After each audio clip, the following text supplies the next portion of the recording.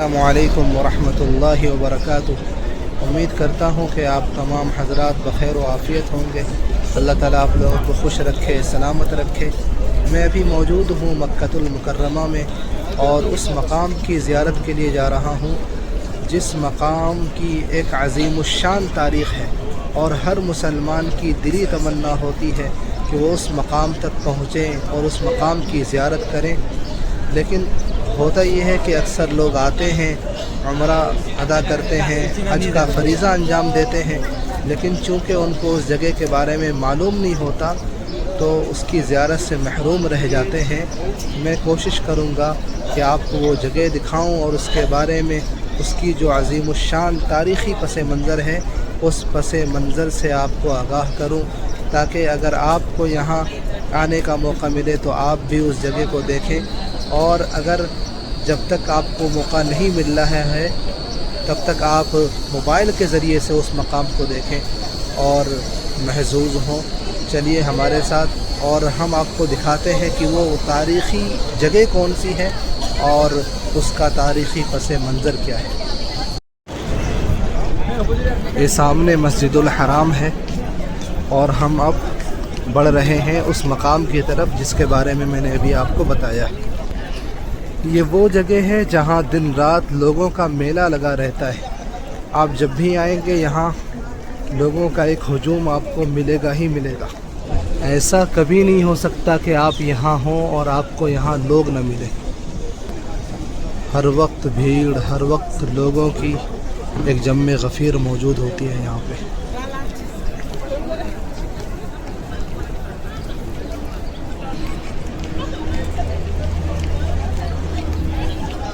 اور یہ جو بلڈنگ نظر آ رہی ہے آپ کو، اسی بلڈنگ کے اندر خانہ کعبہ ہے، اور صرف خانہ کعبہ ہی نہیں ہے بلکہ اس کے اندر آپ کو صفا مروہ کی پہاڑی بھی ملے گی، خانہ کعبہ ملے گا، اور شاید زمزم کا کنواں بھی ادھر ہی کہیں ہے۔ اور میں اس بلڈنگ کے اندر نہیں جا سکتا اس لیے کہ اس بلڈنگ کے اندر جانے کے لیے آپ کا احرام میں ہونا ضروری ہے اور میں احرام میں نہیں ہوں۔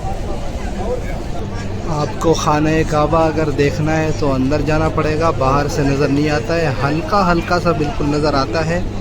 اگر میں زوم کروں تو شاید آپ کو نظر آئے۔ وہ دیکھیے کالا کالا سا آپ کو سب سے پیچھے نظر آ رہا ہوگا، وہی خانہ کعبہ ہے۔ اللہ اکبر۔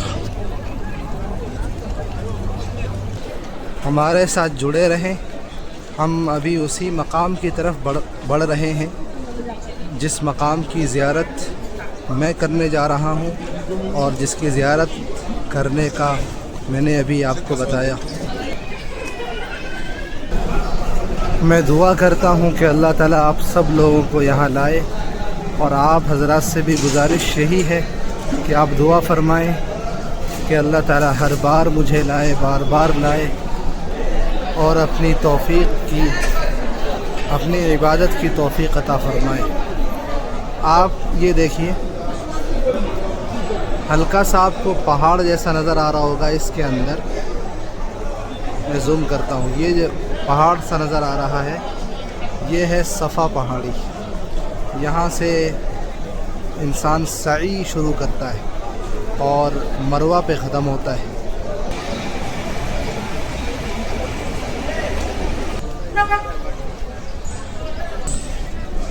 میں اس جگہ کے بالکل قریب پہنچتا جا رہا ہوں جس کی زیارت خود مجھے بھی کرنی ہے اور آپ کو بھی کرنی ہے انشاءاللہ تعالی۔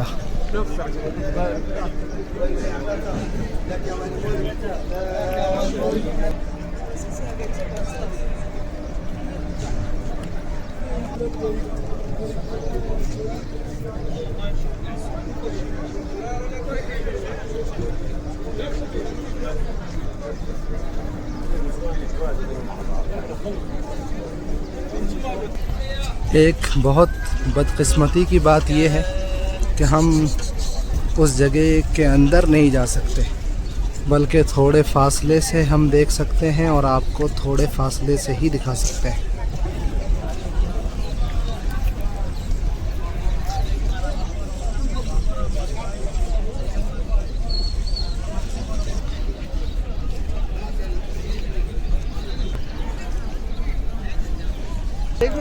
جی صاحب، میں پہنچ گیا ہوں اس جگہ تک جس کی مجھے بھی زیارت کرنی تھی اور آپ کو زیارت کروانی تھی۔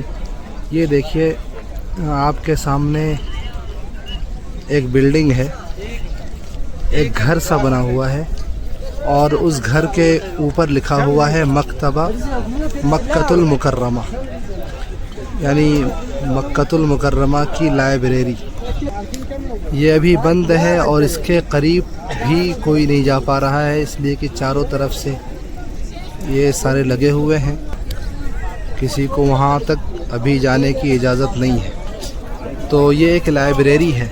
اب سوال پیدا ہوتا ہے کہ لائبریری کی کیا عظیم الشان تاریخ ہو سکتی ہے؟ تو جواباً عرض یہ ہے کہ یہ جو لائبریری آپ کو نظر آ رہی ہے،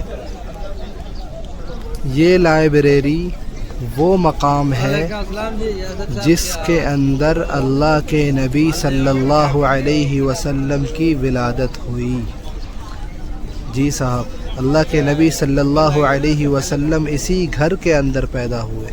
آپ یوں کہہ سکتے ہیں کہ اللہ کے نبی صلی اللہ علیہ وسلم کے والد ماجد حضرت عبداللہ اور والدہ ماجدہ آمینہ کا گھر یہی تھا، اور آپ کے دادا حضرت عبد المطلب کا بھی گھر یہی تھا۔